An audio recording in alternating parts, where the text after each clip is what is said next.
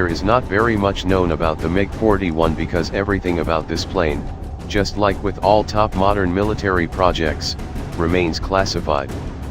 The Mikoyan Bureau has been working on the design of a long-range interceptor, based on their MiG-31, since 2013 as part of a plan to replace the aging fleet of MiG-31 fighter jets whose active service life expires in 2028.